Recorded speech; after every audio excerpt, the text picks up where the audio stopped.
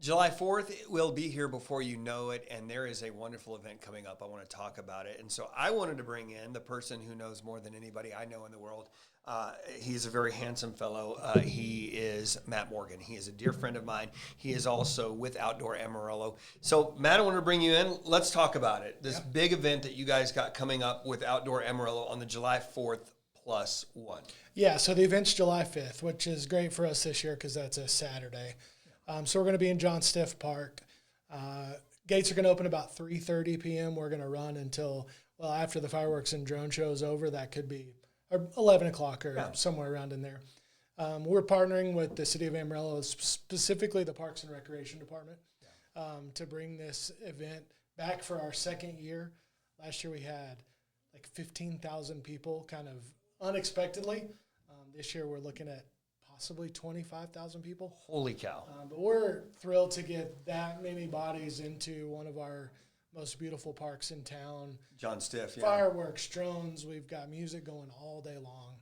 It's going to be blessed. So let's talk about the reason why it's July 4th +1, and the reason why a lot of people are like, well, why don't we just have it on July 4th?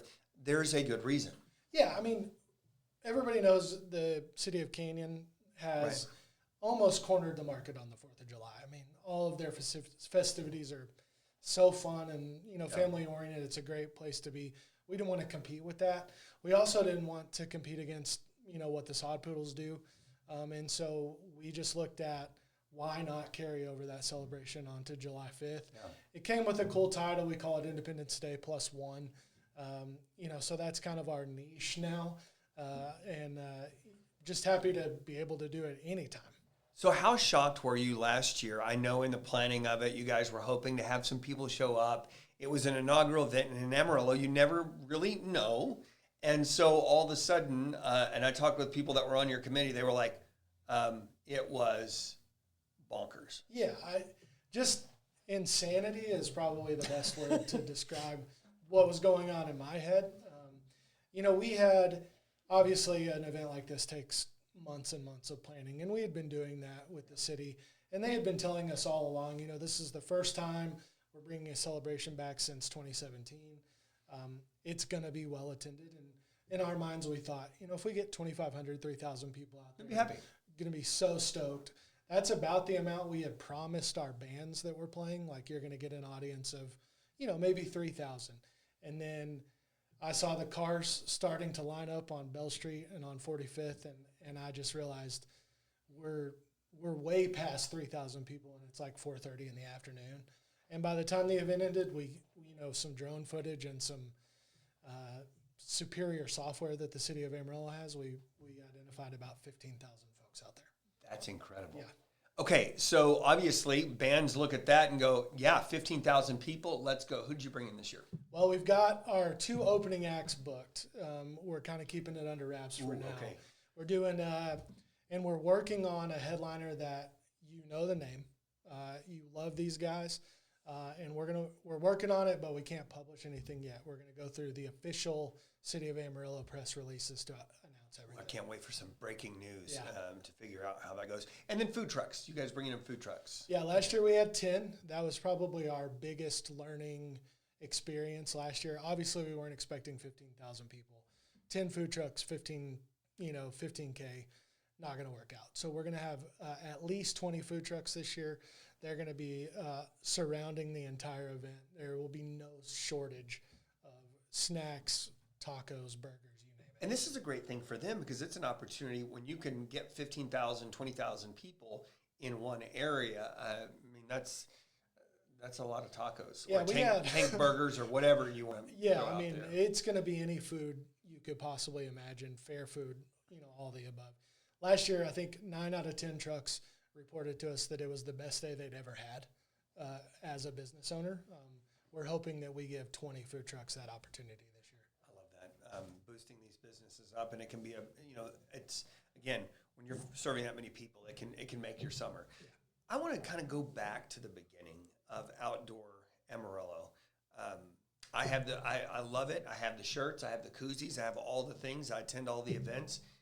Tell people at home how that kind of got started pre-COVID or post-COVID, really. Yeah, post-COVID. So, we had It was started as a group of, 4 neighbors, really.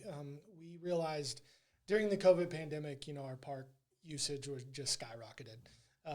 And we saw the need for improved assets, tennis courts, playgrounds, et cetera, you name it. Yeah. Everything was under a microscope during that time because we were spending so much time out there. We realized around that time there was a bond initiative that failed that would have funded park projects. And we realized, without private dollars coming into the equation, we're not going to be able to get this stuff done. Because we tried to do it the good old-fashioned way. You put the bond up, you want people to get behind it, some tax dollars for some improvements, and it just didn't, which is honestly kind of typical, unfortunately, for Amarillo, it's hard. I mean, I get it. People don't want to raise their taxes, but at the same time, the parks have suffered through the years. Yeah, and another thing that kind of walks hand in hand with that, Andy, is not many neighborhoods in Amarillo have HOAs, and so you don't have tax dollars coming in, but you also don't have neighborhood dollars coming in either. And so we're kind of behind the curve in 2 aspects of funding for parks, which is really why Outdoor Amarillo started. We're a 501c3. We can accept corporate donations. We can accept state funding, federal funding, things that city governments can't do, or are low priorities for them. And so we can do that. And through those relationships and corporate dollars, we can make things happen. Not necessarily behind the scenes, because we work really well with the city of Amarillo. They know everything that we're working on, obviously. But we don't have to add taxpayer burden now or down the road. And this is nice in that you're 2 separate entities. You have the city, you have this wonderful nonprofit, Outdoor Amarillo, but you work in tandem on these events, and you guys are doing this for the event coming up. In terms of what kind of response have you seen in terms of the community? Obviously, record numbers showed out for the event. In terms of getting the name Outdoor Amarillo out there? Yeah, I think, like you said, you have the T-shirts, you have the hats. Our merch has probably been our biggest victory in the community. One of my favorite things is, you're just driving down the street, driving past the park, and there's a bunch of little kids out in Outdoor Amarillo T-shirts, playing on the swings or whatever. That just the marketing. I mean, y'all did a great job with the logo. So that's a good thing for us. The community response to what we're actually working on has been surprisingly positive. There's a lot of questions of, why do you have to do this? Like, why doesn't the city take care of all this? And we kind of already answered that question. The money's just not there. The want is there, and the need, they see that there's a need, they want to do it, but again, there's only so much that your tax dollar will stretch. Yeah, and our Parks and Rec department is underfunded, to put it gently.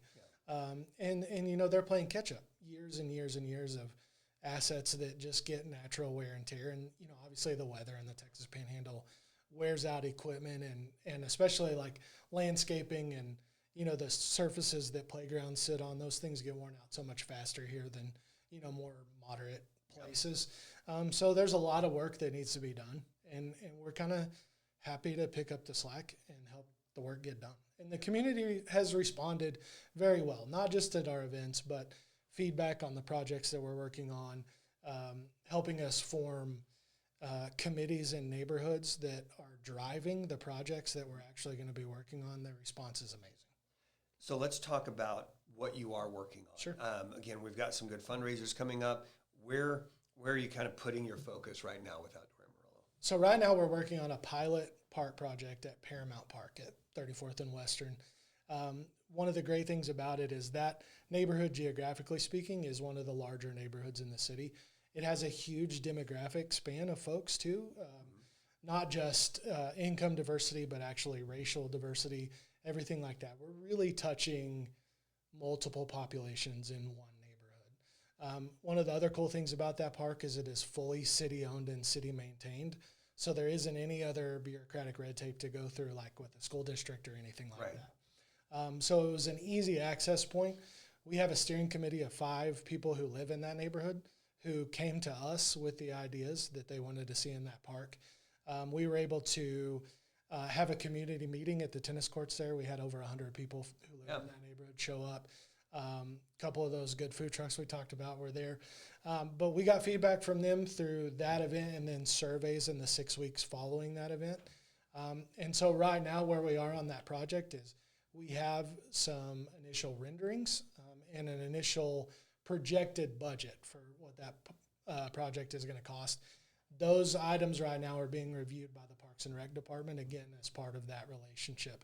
We want to make sure that nothing Outdoor Amarillo is bringing to the table is going to add any undue burden on Parks and Rec employees or the city of Amarillo as far as maintenance costs and things like that. So we took our plans to the experts, that board, and they're looking at it right now to see, is this a feasible project? Once we move forward from that, it'll really be fully open to the public for funding and things like that. Well, you're one of the best fundraisers that I know personally. I know you know the ins and outs of writing grants and getting that done. What has that process been like for Outdoor Amarillo? Well, it's tough because although we've been around for about 4 years, we're still really in our infancy as an organization. We're, for the longest time, it was about building the branding, building the awareness of our relationship with the city and things like that. So this Paramount project really represents our first opportunity to, go bananas on raising some dollars. Obviously, our events are fundraisers for us. We will make a little bit of funding from the 4th of July event, but not as much as you would think. Those events are expensive to hold. I can't imagine you have, I don't know, how many bands do you hope to have on stage? 3 or 4 this year. 3 or 4. You've got fireworks. You have a drone show. Yeah, we're adding carnival rides this year, which is, something I never thought I would be involved in. Hey, if you set up a Himalaya, I will volunteer to come and run that. I will spin some records, a little. And spin some people too. Yeah, and I will ask the question, do you want to go faster? So carnival rides. Uh-huh. Okay. Yeah, and they're going to be, obviously kid-centric. We're not bringing in a giant roller coaster or anything like that. But we're going to do some, this event is primed to grow. We have the land, obviously, at John Stiff Park to expand and add more attractive things for the people in the communities. One of the things that's big for me to mention is, the city is providing transportation that day. So if folks all across Amarillo don't think they can get there because they don't have a vehicle or, they're sharing a vehicle or whatever, the city's going to run buses to and from that park all day long. Okay. And so we want everyone to be there. This is truly a citywide event. I love it. All right. So you mentioned no roller coasters, which I appreciate. Any roller coaster that can be transported to another place, I don't feel comfortable with that. So yeah. I appreciate that. In the food trucks, Amarillo, and I'm going to tell you, if you haven't visited our food trucks, it doesn't matter. We have some phenomenal companies, and you are a connoisseur of great cuisine. Sure. That's generous. Well, I try to do what I can. Yeah, sure. So we've got, this is going to be a hard question, because you have some favorites that that are going to be out there where you're like, every time you see that food truck, you're like, Andy, I got to get out on that.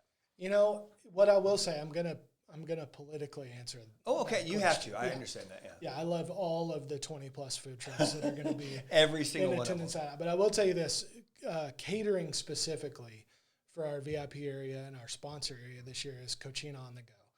These are people who have been with Outdoor Amarillo from the very beginning. They were at our very first Olson Park block party. I remember where we had like 100 people. You can't miss their food truck. Yeah, it's huge. It's yellow, and you and I both share a love for their asada fries. I was going to say, I don't have to be politically correct. Yeah. I'm not on the board. I'm telling you, their asada fries are on point. They're unbelievable, and they're even better people. I mean, they're obviously great cooks, but the love that they've given to Outdoor Amarillo throughout the years has been, really unrivaled.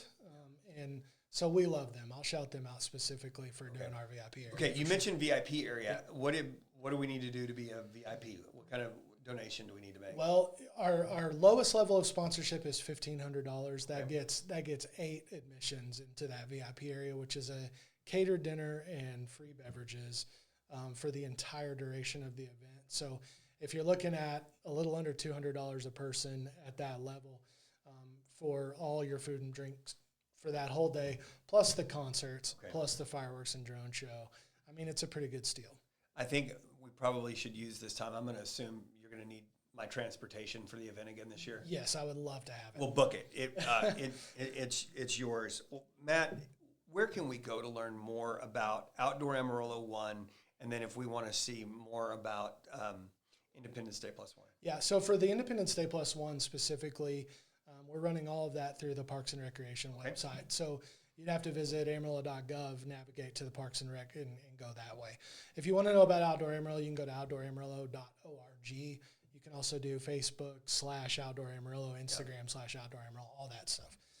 But those are the, Facebook's probably our most active line of communication, but our website's great too. Matt, we appreciate you. Thank you for doing this, and looking forward to the next big event. I'm so glad that you guys teamed up with the city to bring.